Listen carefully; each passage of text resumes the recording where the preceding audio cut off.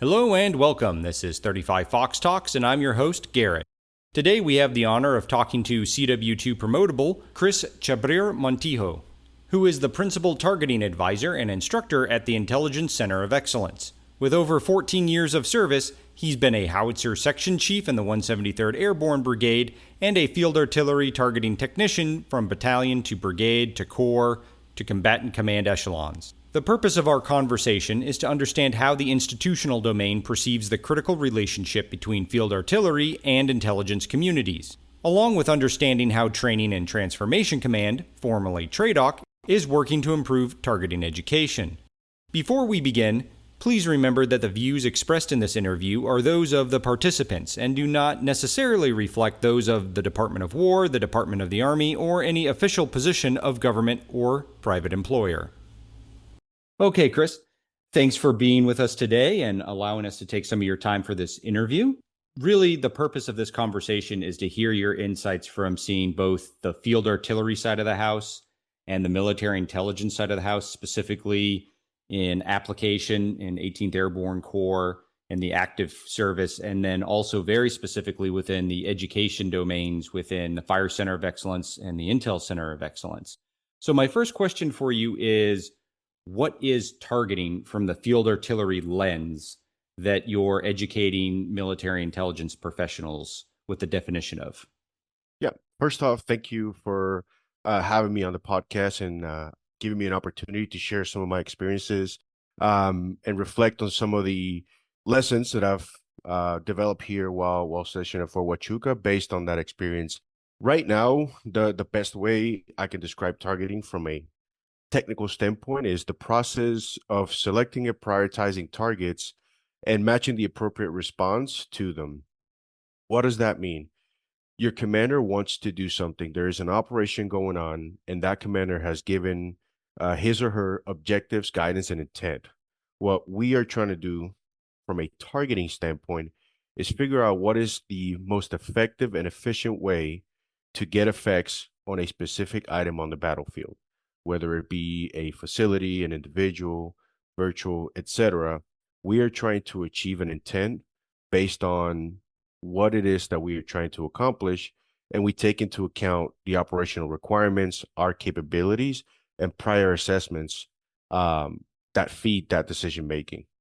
So if we distill this down to its most direct answer, it's targeting is about applying an effect against something of the enemy's. Absolutely. There's something but we have to tie it to an operation. There is a higher objective that we are trying to achieve, but you're absolutely correct. There's something on the battlefield, and we are trying to get effects on it. And we figured out by selecting and prioritizing and figuring out what the best way and the means are. So I'll bring this up. It was not in our original conversation set. It kind of occurred recently with a friend of mine. You said that targeting supports objectives.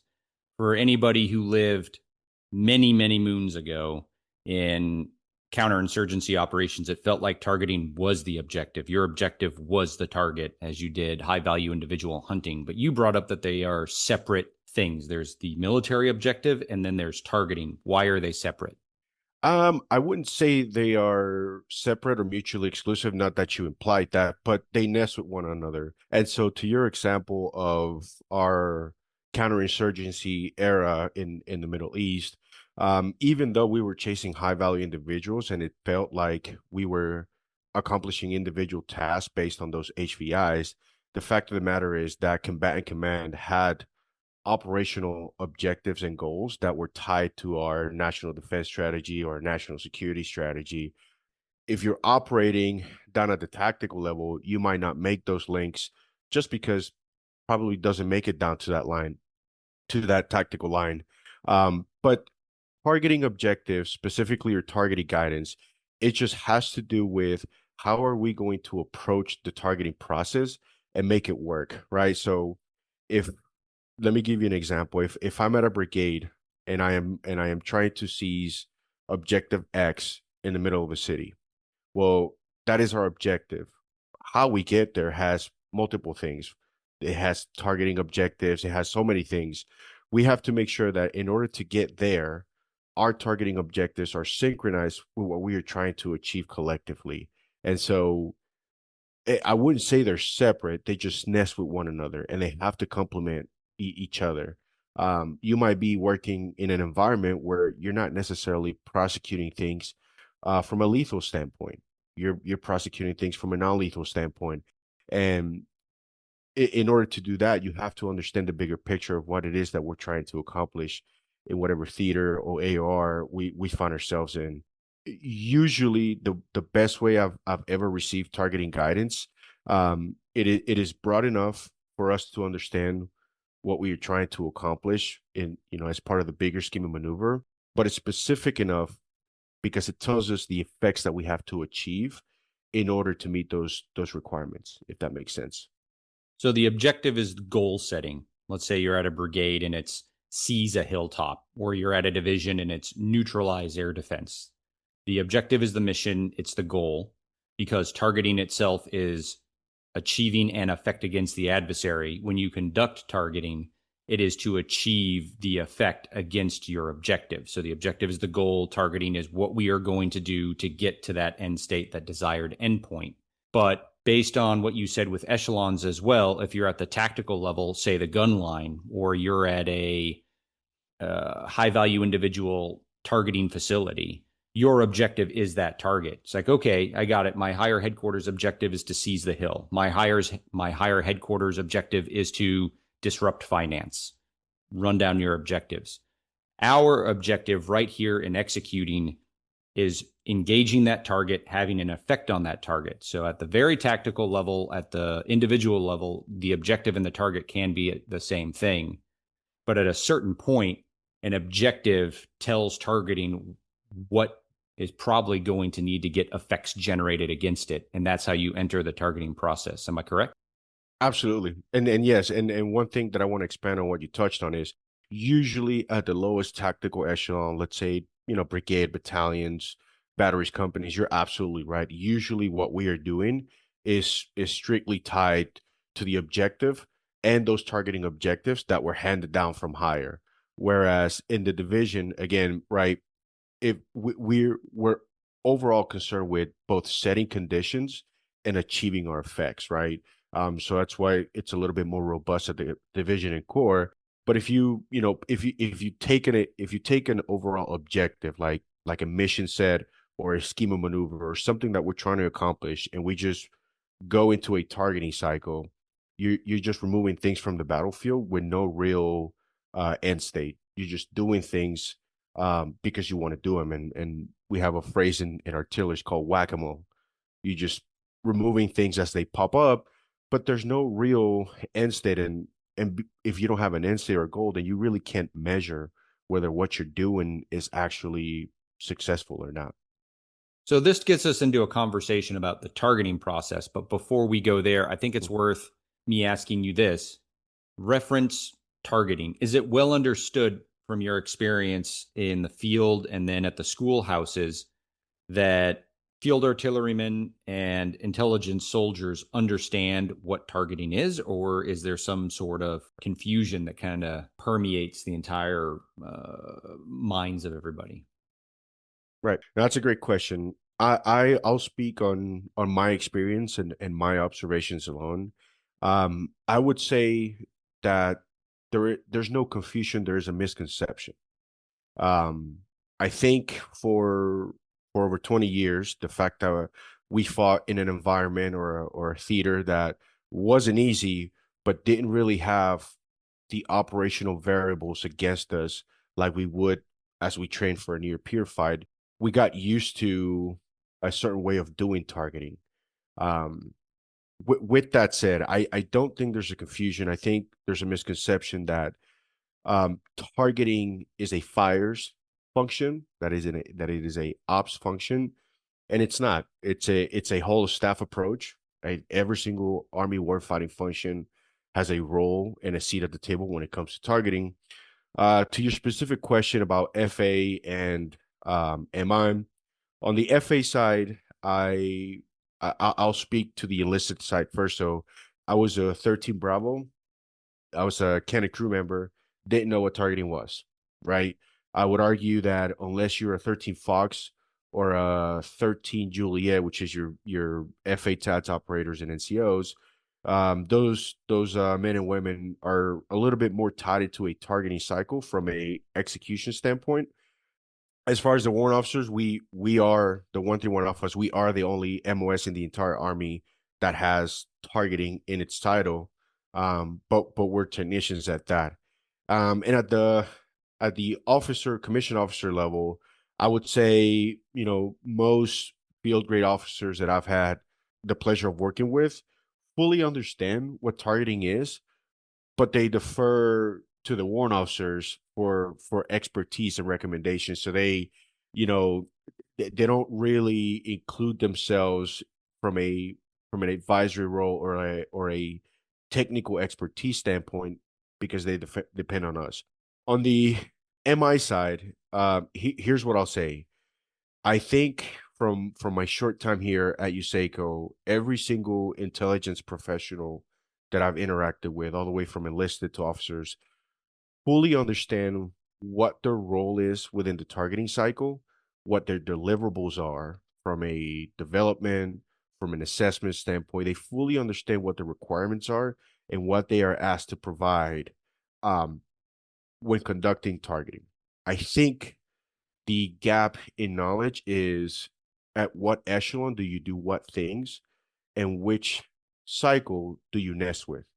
An example is, as we move training to focus on the divisions, I think that's a huge gap in knowledge because, prior to 2021, none of us really fought at that level or even trained at that because our mission set and our requirements were a little bit different.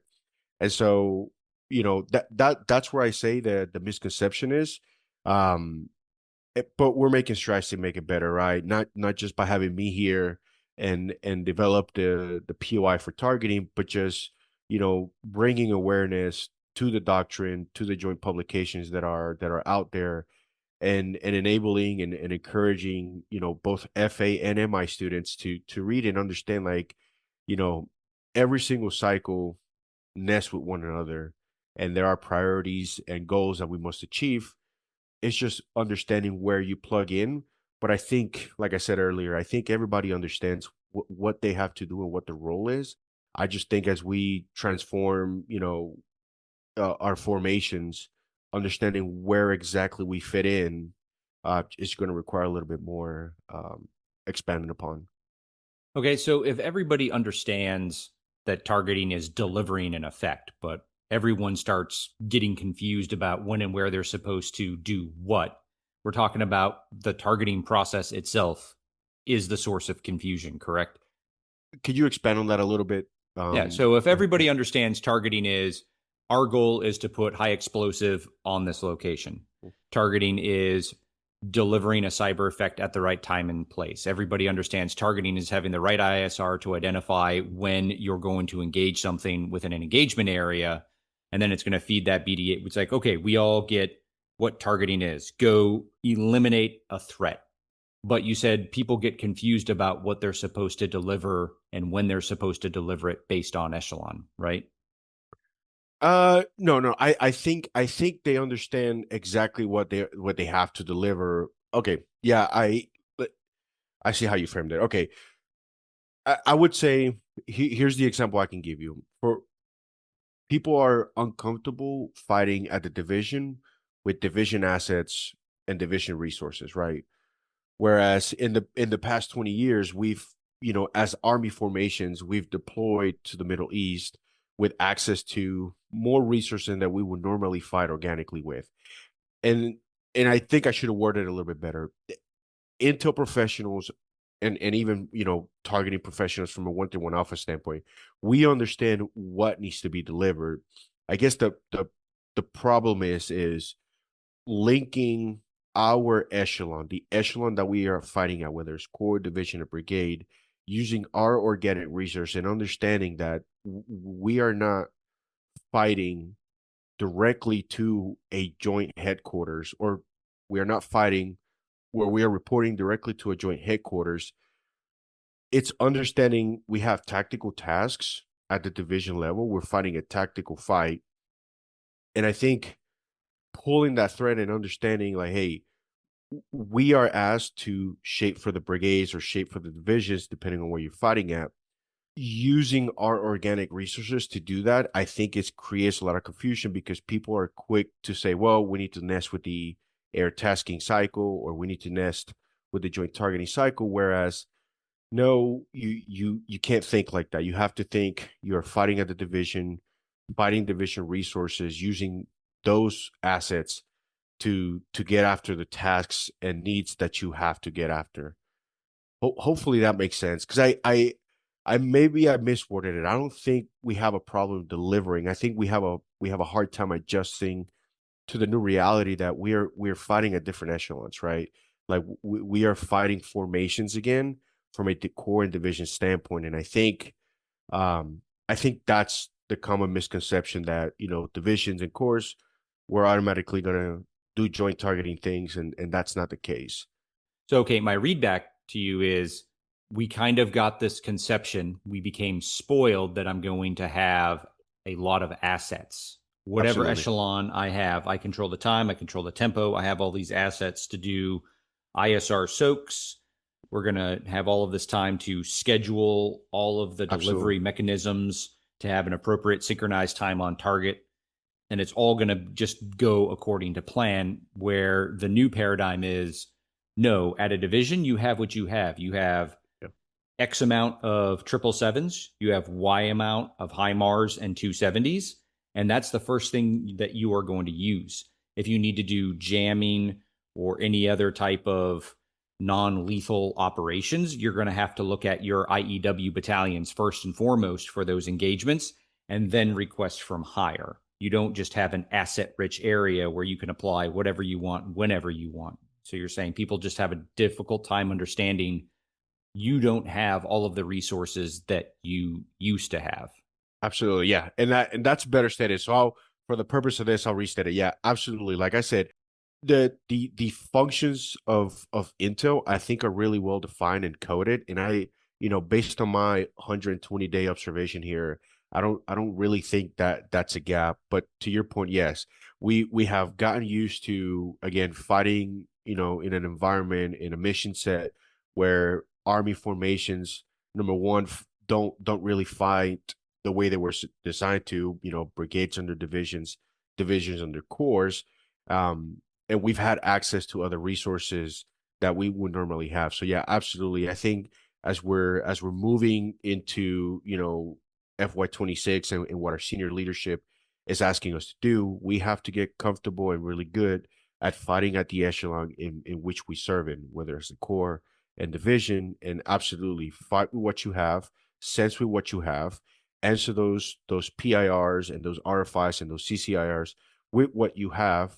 Um, Anything short of that, you are creating more dilemmas internally to your staff.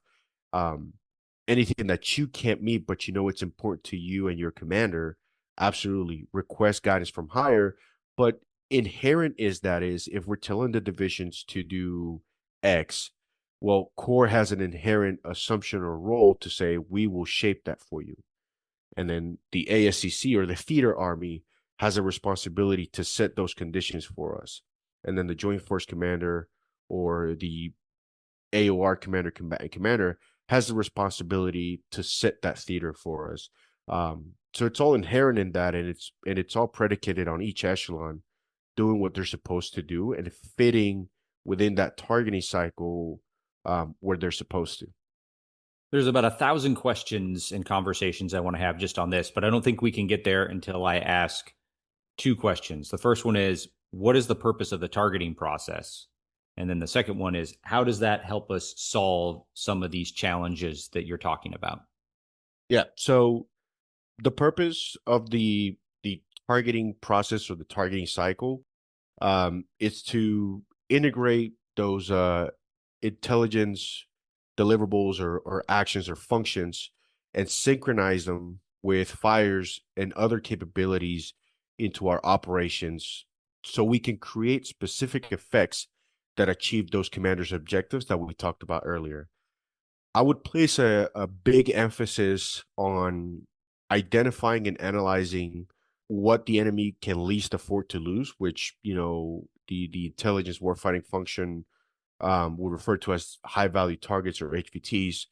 And from an operations standpoint, what we must engage to enable our friendly success, which what we call is high payoff targets. I think as we again go back to our or organic frameworks of fighting at the course and division, this inherently will become a lot easier because again, this is a whole of staff approach. So I said intel and fires, but really you're bringing in your logistic personnel to figure out when your resupplies are. You're bringing in your G6 to understand, what the comms architecture looks like from the shooters on the ground to the sensors in the air, etc. But I would say that's the purpose, just integrating everything that we're getting from intelligence and information domains over to ops to achieve commander's objectives. So, how does the targeting process help us solve the challenge where people are going, I don't understand why we can't just call in more Air Force assets? How does the targeting process help us figure out how to appropriately use the organic resources before thinking that we can just call on everything to come support us? No, that's a great question, and I think I'll speak from my experience. Um, at the core level, one of the biggest benefits of the targeting cycle in helping us solve those challenges was the targeting process forces you to prioritize.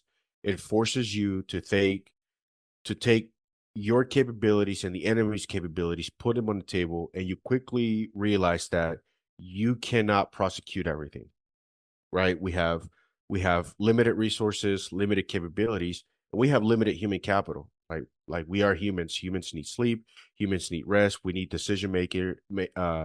making ability. So it forces us to prioritize and say, okay, these are the things that I can do organically.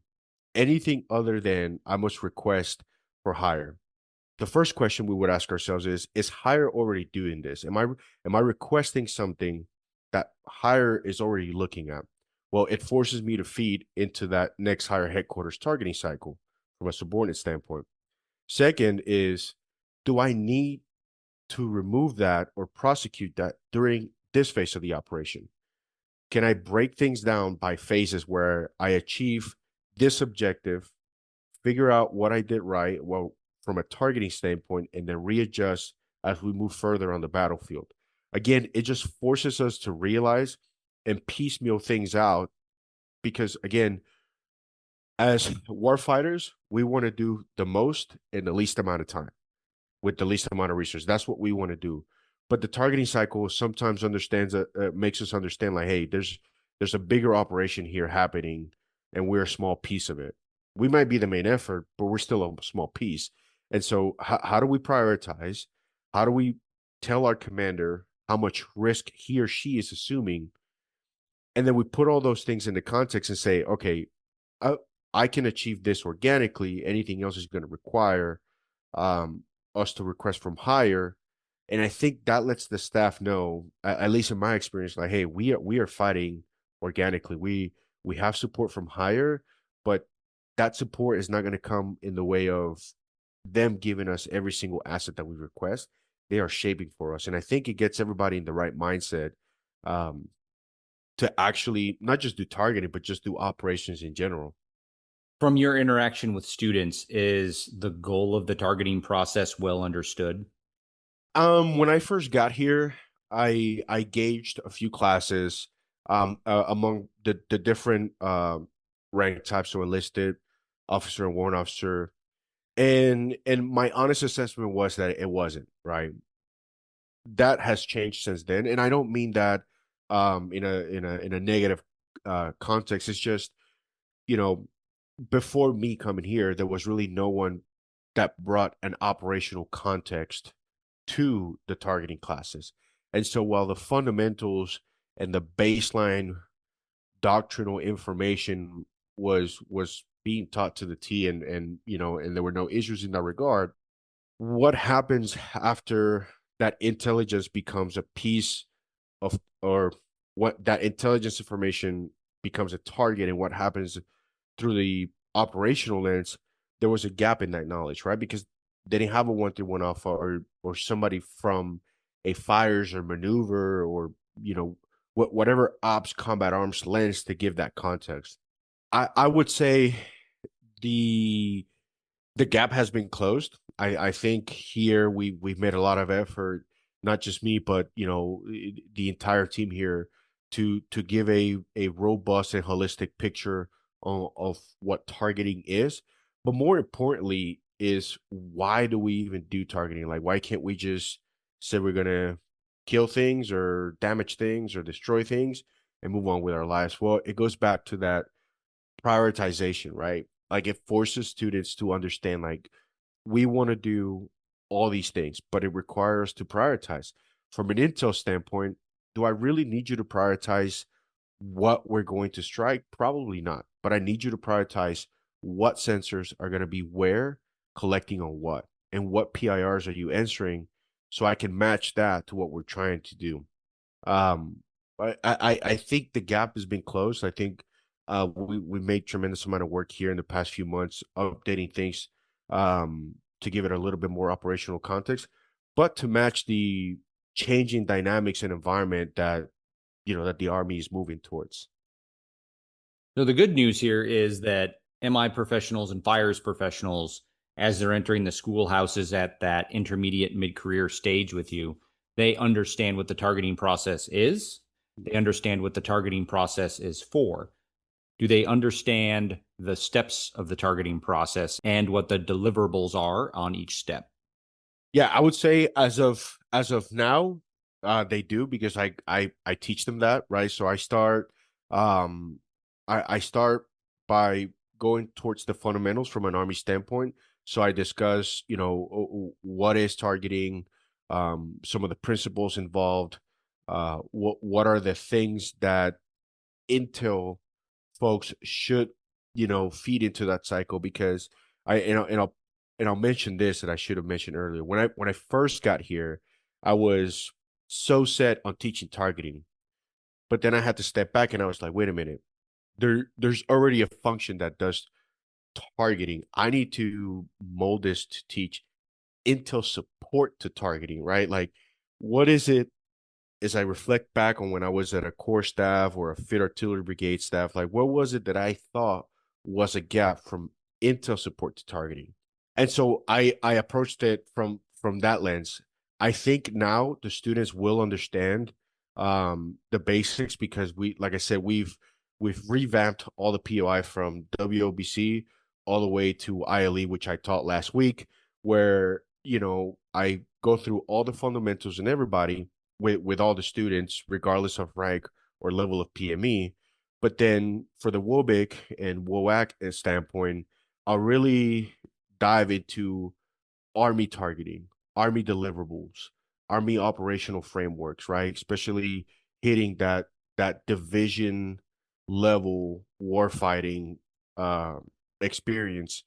I'll get into the conversations of what joint targeting is and how we nest with that, but I find it that the students, because they are so spread out between intel disciplines, doing a fire hose approach to all the targeting is not really effective because some disciplines feed into the targeting cycle differently. Not everybody gives the same inputs, and so I tried that really didn't seem to connect. So what I did was I approached it. I'll teach the fundamentals. I'll talk army targeting, but then it's a conversation. It's okay, here are some of the things that you should consider as you go into your divisions, into your corps, etc. And then for the ILE folks, that's usually a senior level audience, a little bit more mature folks in that, mature in the Army standpoint, where these men and women are used to briefing 2, 3, and 4-star generals, and so they're a little bit more familiar with everything that happens within the Army and join, and that just opens up a conversation on like, hey, what are some of the gaps, you know, in the specific theaters or in the major commands, etc.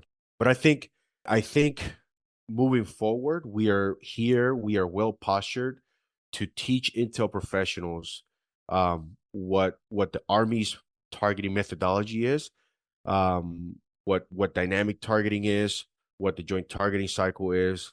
We are well poised to put it in the right context, and prepare them to the best of our ability, so that when we do go out to those formations, they have a baseline understanding of what is expected of them, right? From a junior officer level all the way to a senior field grade warrant officer. That is awesome to hear that so many soldiers, leaders are just going through the courses right now, coming in with a firm knowledge base and leaving with a better understanding of what they need to deliver on each step of the targeting process. I guess the question that's running around, not I guess, I know the question that's running around my head right now are the two things you said. You shifted to intel support to targeting, and you keep having to go back to Army concept of operations in your conversation with MI professionals. Is that kind of the hangup right now within the MI force? Is that there's just a bunch of MI personnel that are unsure of how the Army is going to operate, so they have difficulty seeing and thinking about anticipating. There we go. Are they having difficulties anticipating how and when to deliver the information? So I can't speak to the MI Corps like writ large, just because I uh I have engaged all of it, right? I can only Yeah. No, I you mean, know when the students come in, if you're having to right. go, hey, this is how a division is going to operate, does it strike you that of the students that you see between fires students and intel students, it's like, oh, intel just generally isn't completely sure about how the Army operates as infantrymen, artillerymen, armor personnel, Cav scouts, etc. Yes and no. Yes, because some of the students that come from divisions or brigades, they get it. They understand it. Whereas some students, they spend their whole life, in an INSCOM unit, or working in a three-letter agency, where they don't necessarily have exposure to tactical level, variables, etc. So I would say yes, like, in the three classes, um, in the three warrant officer classes that I've had the honor of teaching and just gauging, I would say yes. The folks that came from those tactical divisions, they get it, they understand it, and most of their feedback is, hey, I have a 131 alpha that teaches me all of this. So that lets me know two things. Number one, we have really good 131 alphas in the force doing awesome things and providing that mentorship. But second, that they want to learn, right? They want to get out of the comfort zone and say, well, I'm an ulcers analyst. I'll analyze and let everybody else do the rest. It just lets me know that they do care about understanding, hey, what does weaponeering mean? What does, desired effects mean? Like, what are these things mean? Whereas some of the, income students, or students that don't necessarily have ever worked in force com tactical units, their focus is more on, like, providing that intel to develop targets, right? They don't necessarily understand a division commander's operational framework or battlefield framework, but it's no fault to their own, because they've never had to, right? My example is, when I went up to core, I remember seeing the battlefield and operational framework the first time. I didn't know what it was, nor would I have known what it was had I not been in that situation. So I go over the students with that. Like, I show them, a very basic operational framework. I go over five support coordination measures. I go over intel handover lines, and I explain to them, right, like, there's no cookie cutter approach. My rule of thumb is, if you're doing something regarding targeting that it may not be doctrinally aligned, but it's working and you're meeting your objectives and you're within the bounds of our, military laws, regulations, rules of engagement, don't fix what doesn't need to be fixed, right? Like, if it's not broken, don't fix it. But I teach them that because, when you're briefing, especially at the division where you're briefing a 2-star or 3-star, that's how they speak. These are maneuver commanders, field artillery officers, like, they're combat arms. And the way they talk is using that operational framework, that battlefield framework. So I always emphasize to the students, at the very minimum, understand what you're looking at and understand how commanders want to see operations in time and space. So then I'm struck with this question, and it's why is there a disconnect? And here's what I mean. The way you're phrasing everything is The MI force is solid. There's some brush up that they can do. It's all fairly secure at the intermediate, mid stage career learning professional military education level. But then there's this persistent narrative and belief by so many people in the Army that we're bad at targeting. Intel doesn't know how to support targeting. That's a bit of a hype. We're not good at being fast with targeting, effective with targeting. The process is too slow. The process is not well understood, right? A whole bunch of negative thing cascade out. So based on seeing the operational side as you have and the institutional side, question one, is there really this disconnect, or is it just a matter of perceptions and feels and vibes, and we as the Army want to get to immediate results, so we're just kind of inventing something that's not really there? Is question one. And then question number two is, if it is there, what is the thing that is not allowing us to close the gap and make decision makers and thought leaders feel comfortable in our ability to execute effective and timely targeting? Yeah, so I'll answer the first question, be very transparent and honest. I don't think there is a disconnect, right? I don't. I haven't witnessed it. Um, if you're a staff and you don't know what targeting is going into operations, that's okay. We'll pick it up, and that's always been my experience. So I know what you reference when a lot of people say there is a disconnect.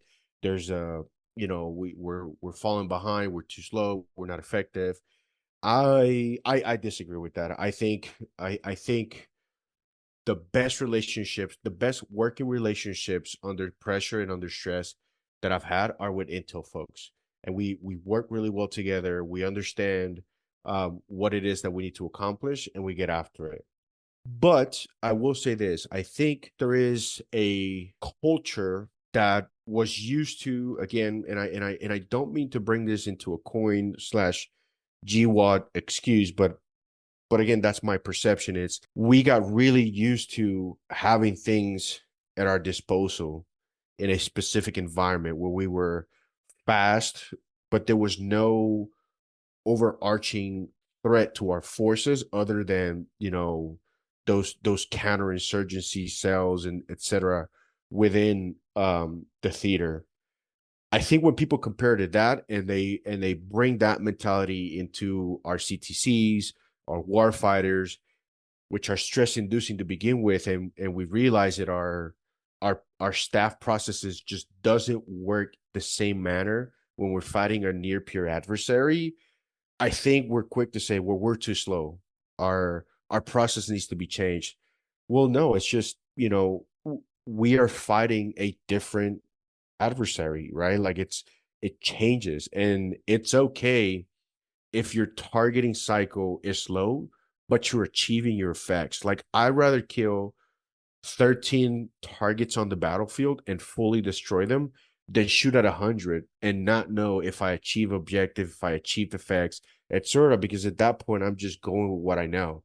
That's just my opinion. So to your second question, I again, I don't see the disconnect.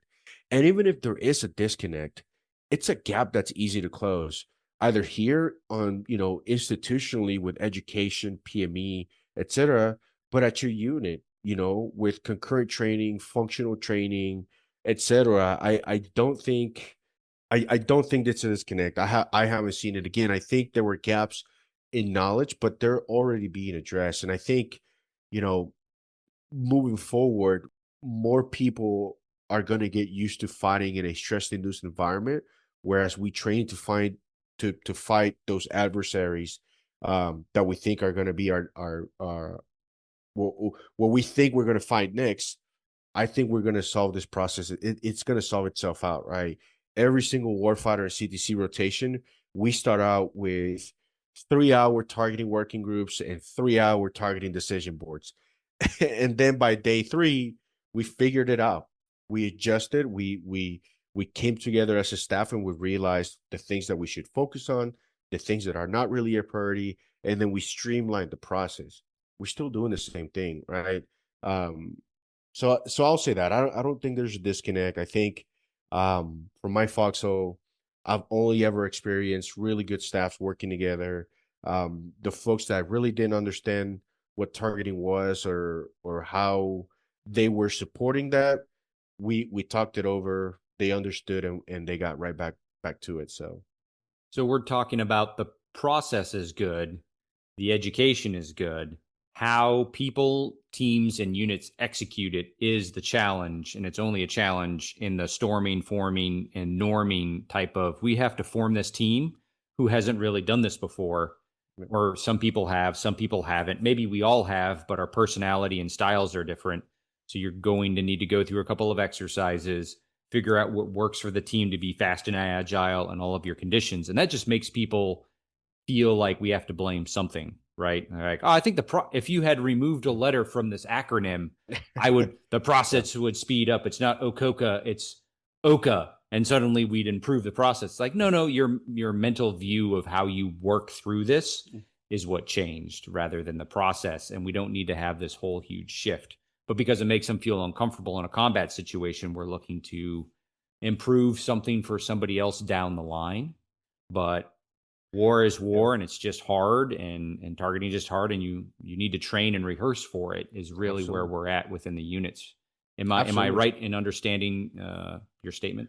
Yeah, absolutely. And I'll add two things, right? We always want to say, well, doctrine is slow to catch up.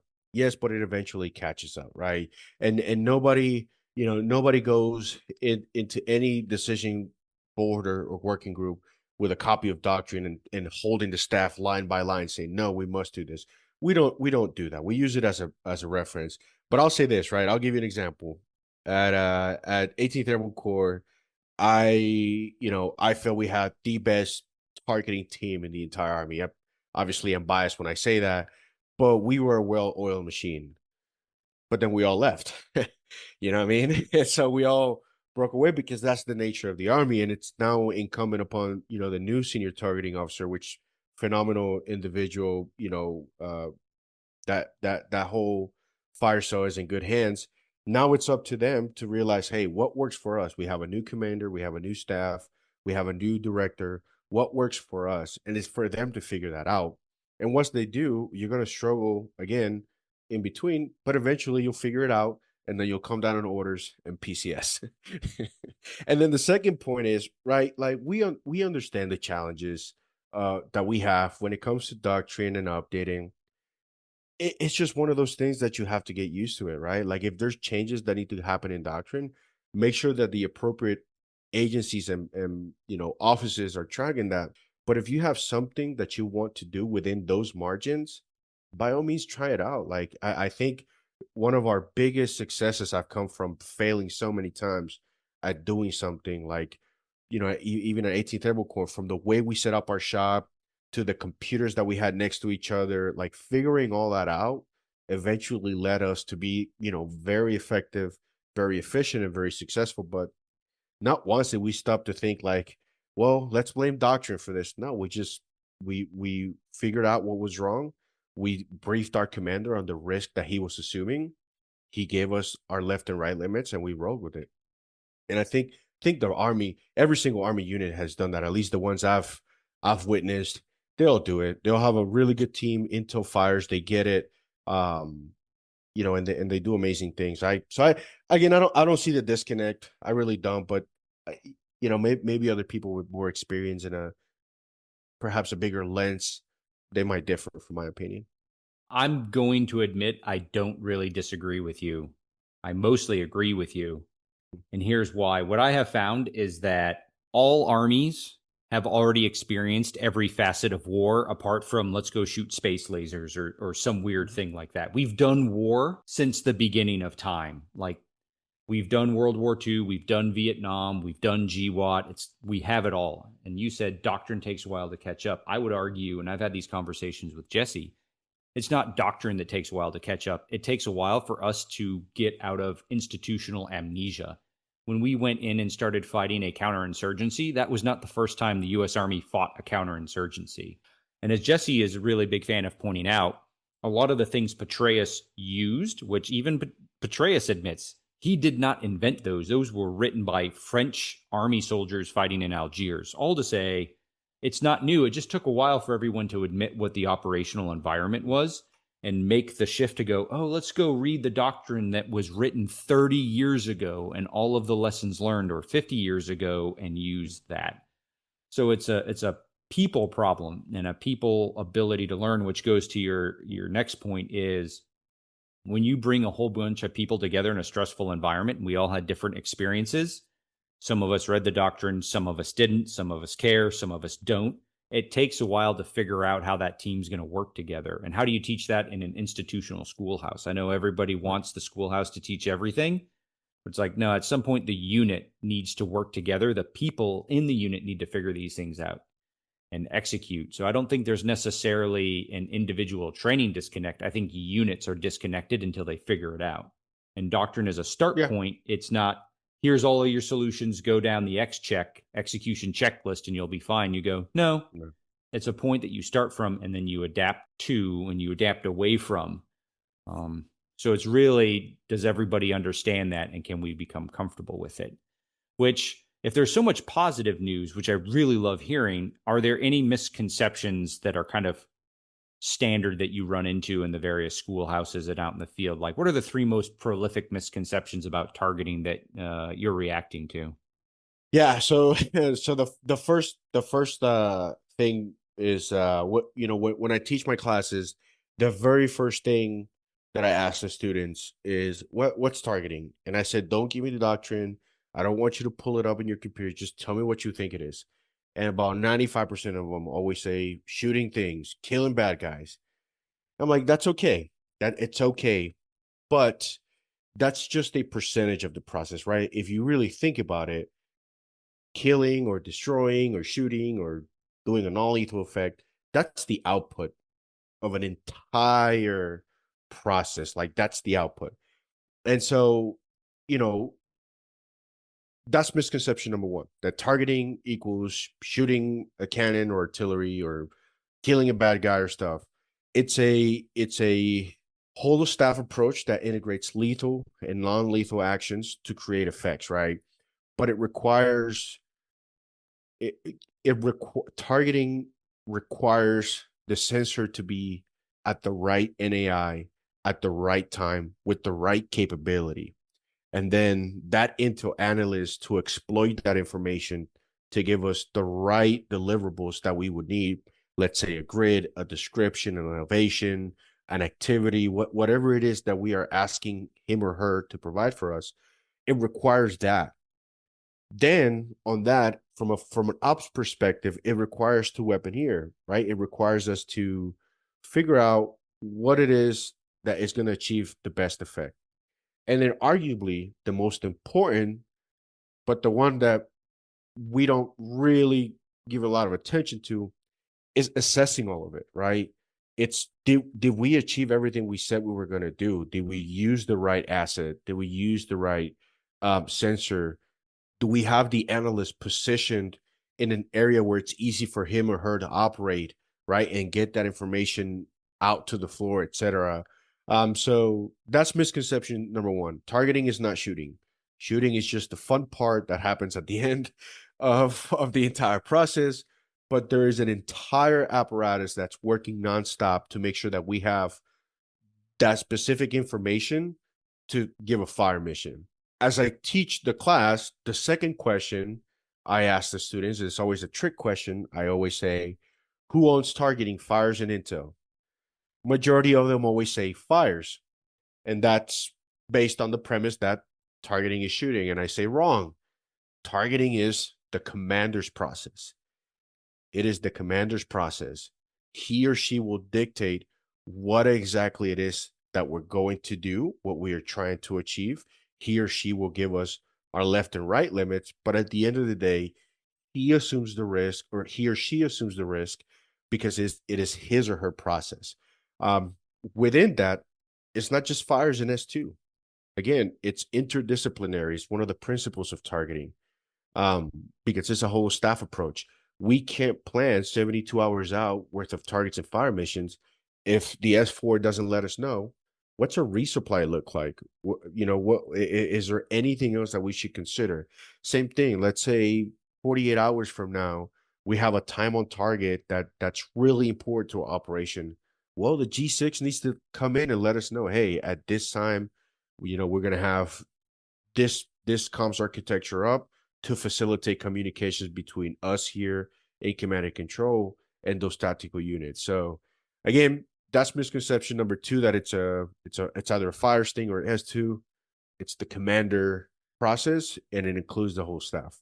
Um, and I think misconception number three, it's that D3 alpha specifically, it's a linear process. So once you do decide, once you detect, once you deliver, once you assess, you go back and continue that linear process where it's more of a cyclic process, right? You could be delivering on one target while detecting the other. And while you're doing those two things, your BDA cell might be assessing everything else. And while all of this is happening, your planners are in the decision board telling the boss to approve the next day's plan or the next 48. So you're deciding, right? So it's not really linear that one happens right after the other. It's all cyclical, right? And you're doing every single step of it at any given point. Again, it's everything can happen simultaneously, but I think that misconception I've noticed it more within junior soldiers that don't really have an experience fighting at a division or core staff. But again, it's quickly fixed by just saying, hey, no, you might be detecting on something and I might be shooting at something. That doesn't mean that I want to concentrate on this one alone. Once you send that over, we're doing both at the same time. And so I would say from my 120 days here and my experiences, those are three misconceptions. The first two are the most abundant. Those are the ones I always ask the students, even senior levels. I always ask, and they're like, "Nope, it's the commander's process." You might have staff members chair whatever. At the end of the day, commander makes the decision. I'm not going to lie. I would have been one of those people who said, "Oh, it's a fires thing because operations determines what and where we apply things with the high payoff target, etc." So I'm going to have to out myself there and say I would have been one of those people. To say it's a commander's process, it's probably written in doctrine somewhere that I just didn't pay attention to, makes far more sense and automatically makes it a staff process. And I think a lot of us, this is just a personal opinion, a lot of us get sucked into no, it's only fires, EW, cyber, right? You just go, oh, it's the G9 folks, the fires guys, and the G2 intel guys, because typically our exercises are roughly 10 days of doing a whole bunch of things, with about 2 days of AARs and some resupply. Yep. So your whole goal is just execute this stuff and get out. And there's not a lot of conversation about what happens when we have to resupply. What happens when you have to in place, displace, in place, displace? What happens when you need to do actions on the objective, reorient, reposition, reattack? And so the whole staff doesn't really get brought into that, is one thought process. The other thought process is we go back to what's the difference between objectives and targeting. Because if your military objective is task, purpose, method, end state, the whole staff is engaged on getting to the objective.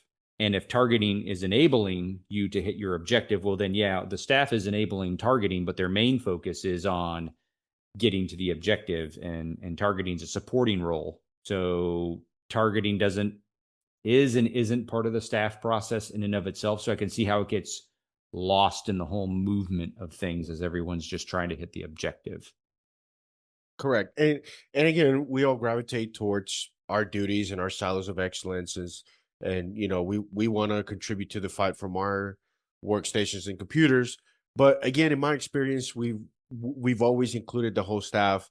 I've been fortunate enough to as a warrant officer, I've always had a commander that brought the whole staff in, right? This wasn't, the targeting process wasn't something just for fires and intel so he or she can make a decision. No, everybody's coming in here. Like, I'm making multiple decisions at the decision board, right? I'm approving the comms architecture while I'm also approving any resupplies, any efforts that we want to request from higher. So again, I think you're right. I think outside from intel and fires, targeting may be seen as a secondary priority within the battle rhythm event. But in my experience, we've always had max participation. Um, but that's not to say that other units aren't doing that. I wouldn't know. something I think that kind of helps lay some things out. And let's reflect back on your Canon crew member days, because it's a lot of things, at least when I was a young Intel person, you didn't think about, especially in this context. How long does it take? What were you on, a 119 or 777? I was on a 119er. All right, that's a 105 millimeter howitzer. Correct. Yep. And how long did it take to emplace the guns? Um, I would say 4 to 6 minutes. It just Yeah. depends on where you were in placing your howitzer, how good your crew was, to be Yep. honest with you. But I would say anywhere, like I think the standard, if I remember correctly, it's been close to 8 years now. I think the standard was no more than 6 minutes. Um, but within 4.5 minutes, you were in position ready to fire. Right. And then how much ammo did you have usually right there with you for immediate fire missions? Um, I think we always had 5 or 6 on the what we call the ready rack. Mm-hmm. We had a specific amount of special munitions, and then everything else was HE. But I would say, always ready to fire. I want to say 5 or 6, and then it just depends on how much ammo you had in your um in your ammo truck. Yeah. I think you couldn't, on the Humvees, you can put more than like 25 or 30 rounds. But if a 13 Bravo is listening to this, he's probably like, oh, he's so wrong. But I think that's what it was. I And think that's what it was. that's Yeah. per gun, right? Per gun. Yeah. And then thinking back to my 82nd days, we had 4 guns per platoon, I think. So we had 2 platoons, 4 guns each. Yeah, and for effective volley firing against infantrymen, armor, or something Yeah. like that, you're usually not shooting less than 4 guns. I got it. If something gets shot or Yeah. whatever, you're like, yeah, we could shoot with 3, we could shoot with 1, we'll do what the mission requires. But it's generally around that, 4. Am I right? Yeah, and then as a 13 Bravo, even as I was a section chief, I never knew what I was shooting at. From the fire direction center, what I Mm, would get is a fire mission, a deflection and quadrant, which is how we line our tube to orient itself to where we want to shoot the target, and how many rounds I had to yeah. fire. And if I never knew what the target was Hmm. or who the target was, right? Um, from a targeting officer standpoint, so I've never served in a BCT. But I would say, usually those tables are set in stone for the Hmm. most part. Like if you have a target that meets, for example, that infantry or tank platoon or whatever the case may be, I want to say that doesn't require a lot of on the spot weaponry, because most of those things are Yeah. pretty cut and dry based on the target, your sustained rate of fire, on the howitzers, etc. And then how quickly, let's say you get a mission, you have to shoot against an infantry company in the woodlines of North Carolina. How quickly did you guys usually burn through your ammunition if you're shooting against an infantry company that's assaulting an 82nd Yeah. position? I wouldn't know again, because I didn't Yeah. know, like, when the missions came in from a 13 Bravo standpoint. Right. I really didn't know what was the target, right? Like if you had Mm-hmm. troops in contact and we were providing that indirect, we really didn't know. We were just told like, hey, Yeah. fire one ready, and they give us the rounds. But I would say, man, I want to say our sustained rate of fire was like 3 rounds per minute for Mm. 3 minutes. Um, Per gun. but per gun, yeah. So depending on how much ammunition you needed, or how many, depending on what the effect was on that target, then Yeah. you would get a platoon or a battery to Mm-hmm. do a volley of fires on there. Um, but yeah, I wish I had a solid answer for you, but Yeah. back in the gun line, Yeah. Yeah. again, all you get is a fire mission, deflection, and quadrant, and not the effect, but the amount of rounds and the setting on the fuse. That's the only thing that you would get. Yeah. I was surprised as a 350 Fox to learn how quickly you can burn through 150 rounds of artillery. Very quick, Yeah, and that very was quick. this goes into the, let's just talk logistics. So you have to drive those vehicles up. They're going to unhook, unload in place. everyone is then going to try to fire. And even if you're trying to go 4 guns, 4 volleys Yeah. to just disrupt an infantry platoon's movement or an infantry company's movement or a motorized rifle, which is even worse, assault, you are going to burn through 150 rounds of HE in a high intensity conflict in somewhere around 30 minutes or less, depending on how Absolutely. rapid those fire missions are. So you're like 150 rounds, and that's just one platoon of artillery shooting. They then have to rehook up, what was your displacement time? Yeah, I want to say maybe like 3 minutes, Yeah. depending. So if you had your camo net up, it would take a little bit longer to roll it up. But Yep. if we were in a dug in position or like hugging a tree line where we wouldn't necessarily need the camo net, it's a Yeah. little bit faster. And we, Mm-hmm. SOPs and TTPs always dictated like putting your equipment, um, where it facilitates loading the trucks and Yeah. and displacing. Right. And so now you have to start thinking about, well, if all we can carry as a platoon is 150 rounds of HE, then you're going to need a number of ammo points for the platoon to go to as it's going from PA from firing position to firing position. Has the S4 set that up? Because if not, in 30 minutes, you've shot off a series of fire missions, but now that whole platoon is inoperable until they get back, Correct. they reload and sortie out. So when we talk about organics again, and you're going as an intel professional thinking through all of this, or as a staff thinking through all of it, you go, oh, we might be burning through somewhere on the order of 500 rounds in an hour with just an FA battalion. How am I going to handle this? And then you're going to need the air defense to protect everybody from the drones.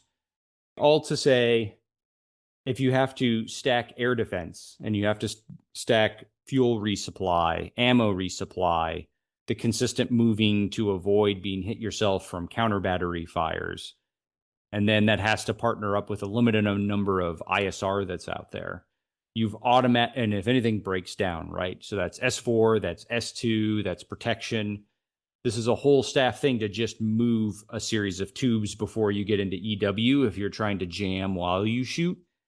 This is a huge number of coordinations that need to occur in a Absolutely. small period of time in a small segment of terrain.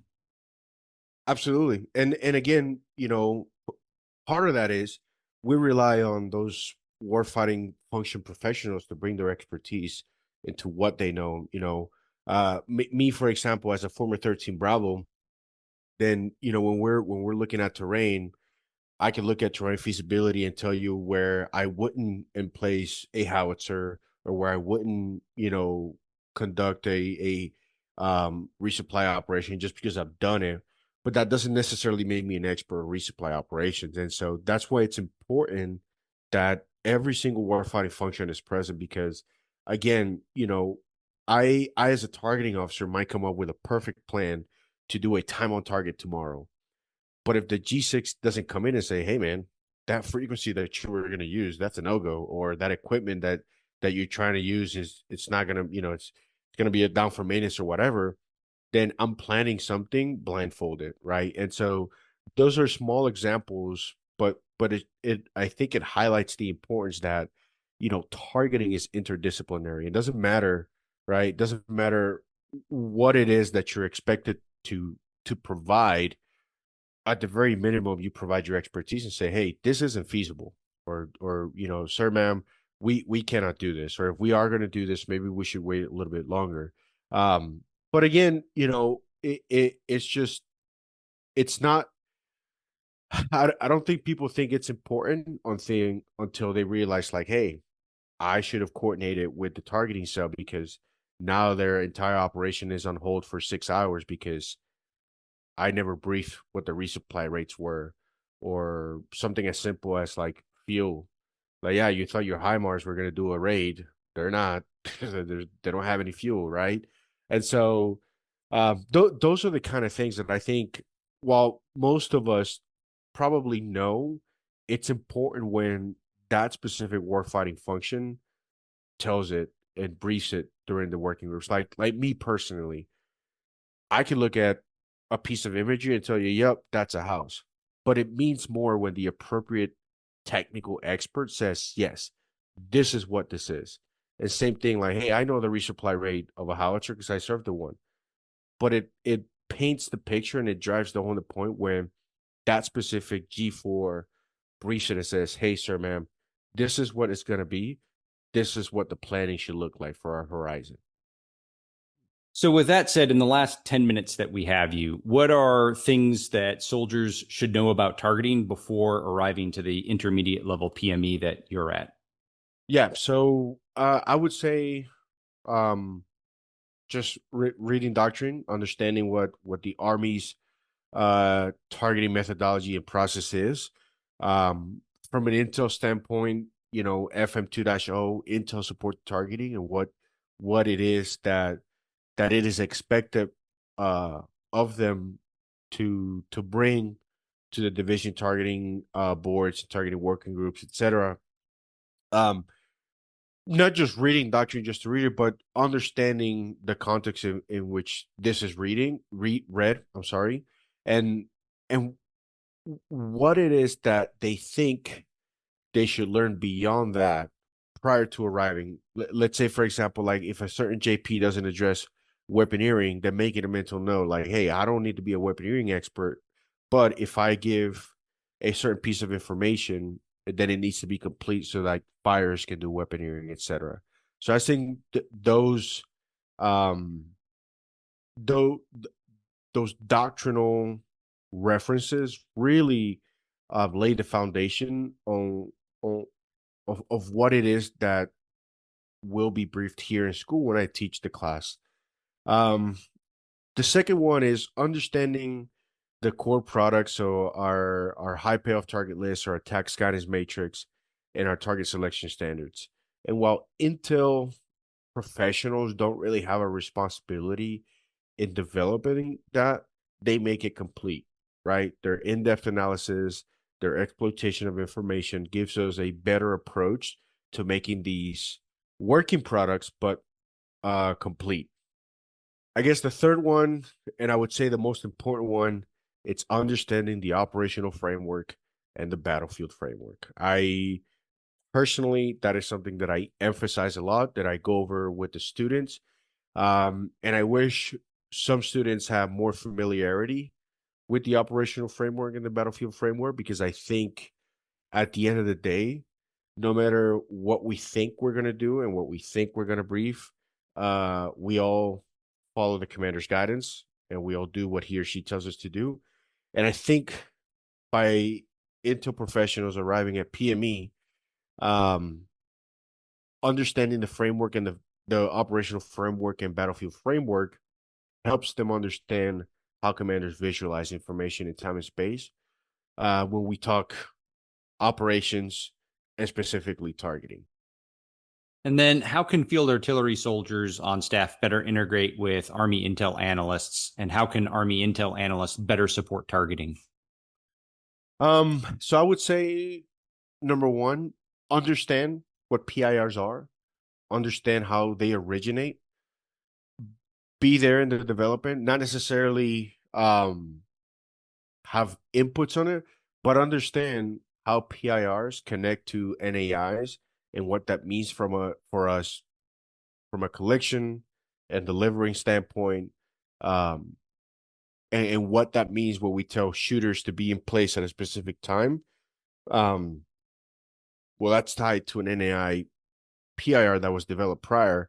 So understanding that, and I would say I struggle with that too, until I grabbed one of my really good 350 Foxes and said, "Hey, I need you to explain to me how you develop these. Like, where do you come up with these questions, and how are you making the assessments that these specific NAIs will answer them?"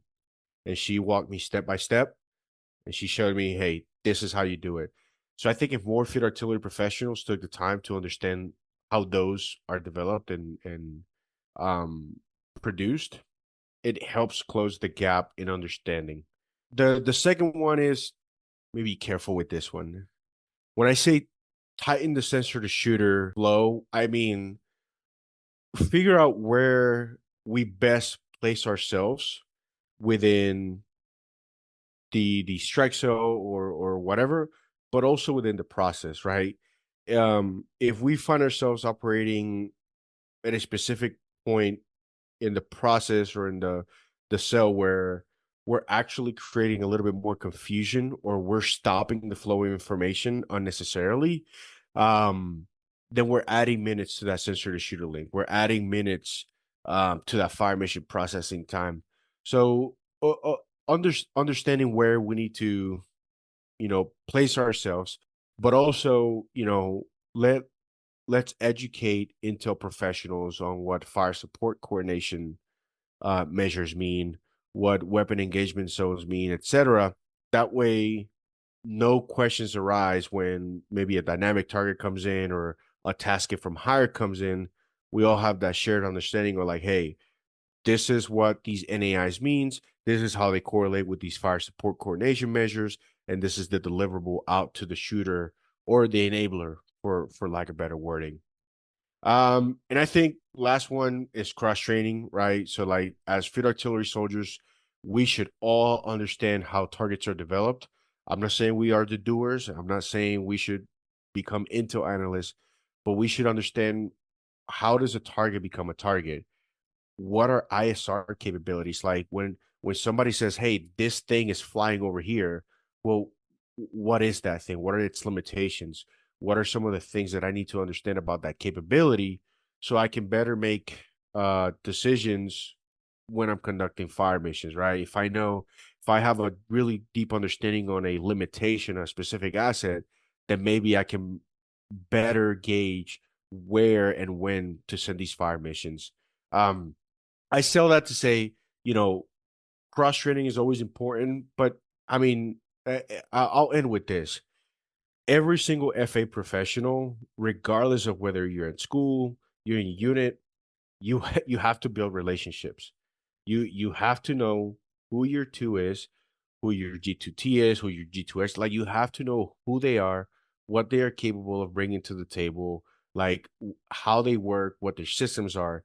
If you don't do that and you're meeting your your G2 for the first time during operations, you might be okay, but you're not really going to understand what they are tasked to do, what they're providing, and the limitations of that. So that I would say, from my standpoint, I always made it a point, and our senior targeting officer at Core always made it a point to get to know the G2, build a team, build those relationships, because they're not just there to provide you intel.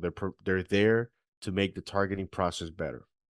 So, in conclusion, what you're saying is there are a lot of positives out there within the force. As a fires professional in the intelligence schoolhouse, you're seeing that fires and intel professionals generally know what they're supposed to deliver, generally know how they're supposed to work together, have a good grasp of a lot of the operational environment changes that are occurring. And what it's really down to is forming those teams and relationships and training and rehearsing together. So the hiccups we're having is just from your observation, kind of in that realm. Teams are forming, they're going to make mistakes, they figure out how to clean up their processes, and then it kind of works smoothly until the PCS cycle kicks in, and then we can go forward. But other than that, it's just your standard read the doctrine, work well together, and there's a lot of positive traction that we have as a force. We just need to kind of keep at it.